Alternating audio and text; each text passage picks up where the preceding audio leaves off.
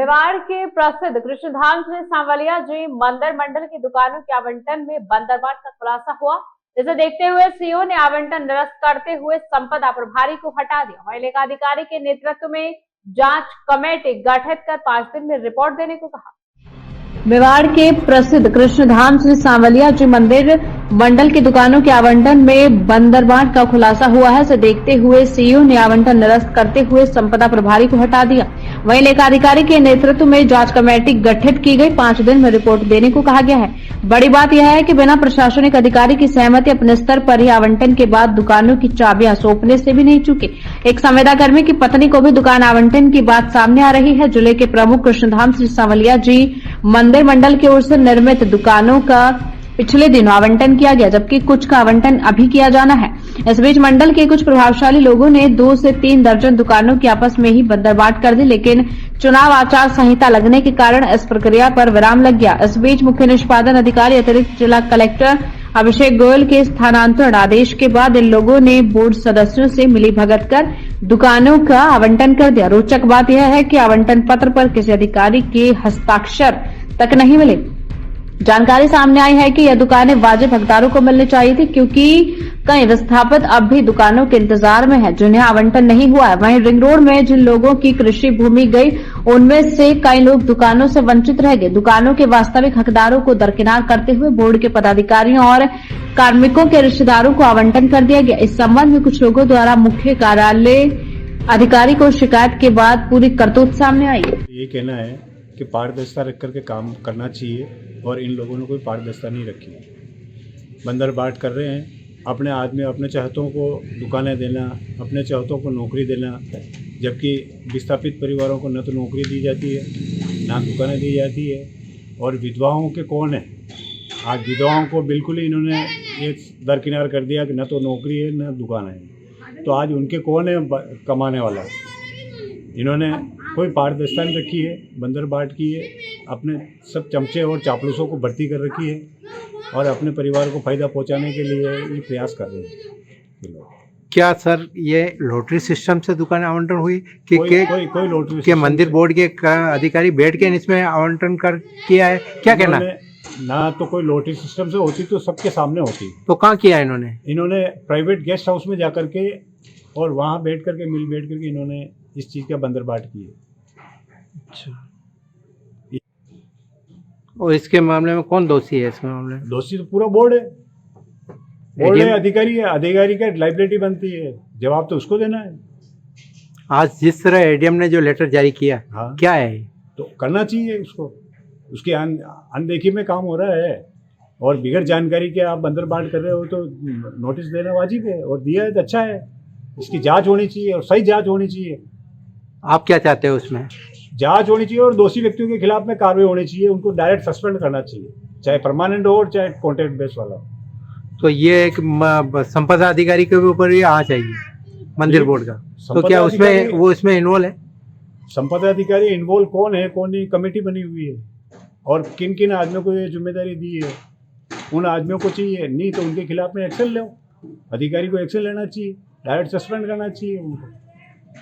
नियमों को तो नियम तो बनाया इन्होंने, पर नियमों को ताक में रखकर भाई भतीजावासी दुकानें दी, और कोई लॉटरी का आवंटन नहीं। लॉटरी नाम मात्र की उन्होंने सीडी बनाई और अपनी मन मर्जी से नंबर निकाले। क्या माना जाए कि एक दुकान जिस परिवार की जमीन गई है, उस जमीन का उनको मुआवजा भी मिला और प्लॉट भी मिला है, और जिसकी दुकान गई है उनको प्लॉट भी मिला है, पैसा भी मिला, मुआवजा भी मिला। फिर क्या मंदिर की बोर्ड की तरफ से दुकानें आवंटन की गई है जिनकी जमीनें गई? क्या दुकान उनको 11 महीने का एग्रीमेंट पे दी गई है? 11,000 रुपये मंदिर बोर्ड में जमा होता है, परंतु वो दुकानें 1,90,000, 2,80,000 रुपये में दूसरे को सेल आउट कर रहे हैं। क्या कहना है इस मामले? ये बिल्कुल सत्य है। 2 लाख, 2.5 लाख, 3 लाख, 4 लाख, 5 लाख, कोई सीमा नहीं। रोज सोने के अंडे देने वाली मुर्गी समझ रखा दुकानदारों ने, और इसी प्रकार बंदरबाट हुई है। बाकी अगर इनकम नहीं होती तो इस प्रकार दुकानों की बंदरबाट नहीं होती है। और किनके एक अवार्ड पे किन्होंने तो 4-4 दुकानें ली, 8-8 दुकानें ली। बाकी बहुत सारे ऐसे हैं जो 4-4 भाई होते हुए भी उनको एक दुकान ही मिली।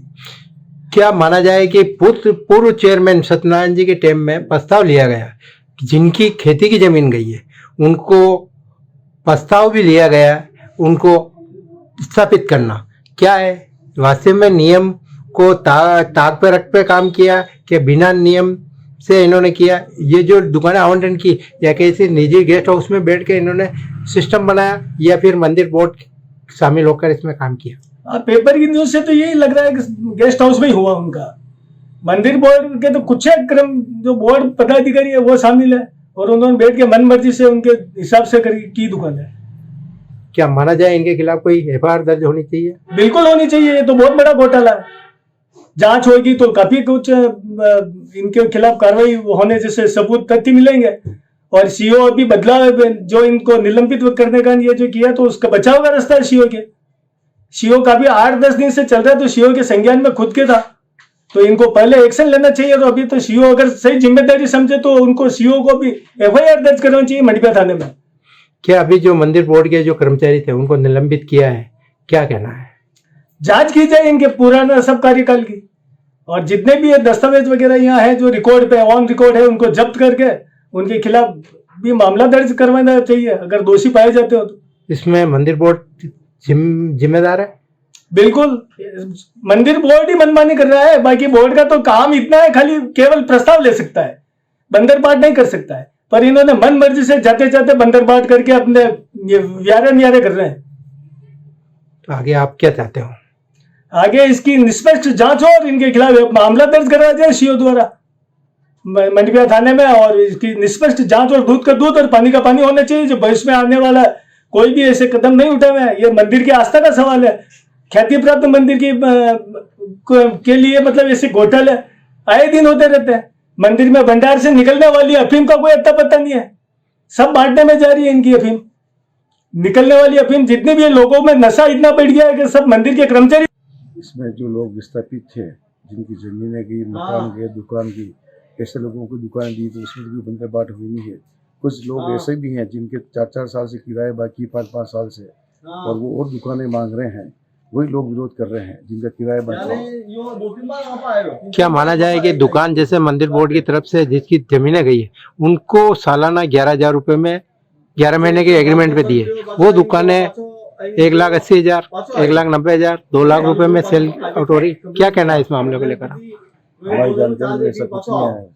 अच्छा, जो दे रहे हैं अब किसने दुकान किराए ली है कोई नहीं लगा रहा हो वो बात लग रही, पर हमारी जानकारी में। क्या बात की जा सकती है ये मंदिर बोर्ड मिलकर लॉटरी सिस्टम से दुकान आवंटन की है क्या किसी निजी गेस्ट हाउस में बैठकर दुकानें विस्थापित की है? मंदिर ऑफिस में हुई होगी, निजी गेस्ट में क्यों होने लगी? मंदिर का मामला मंदिर के अंदर ही होगा, वहीं होगा ऑफिस में।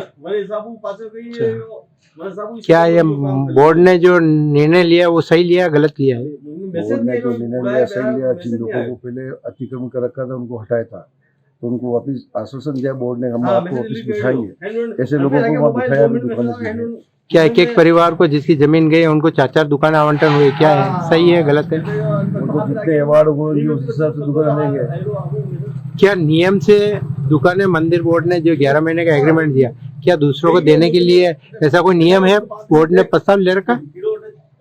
दूसरों को देने के लिए जो दुकानदार है व्यापारी उनको देना ही पड़ेगा। नहीं, कमा खाने के लिए जिस व्यक्ति की जमीन गई है उसको दुकान आवंटन हुई है, क्या वो दूसरे को कमा खाने के लिए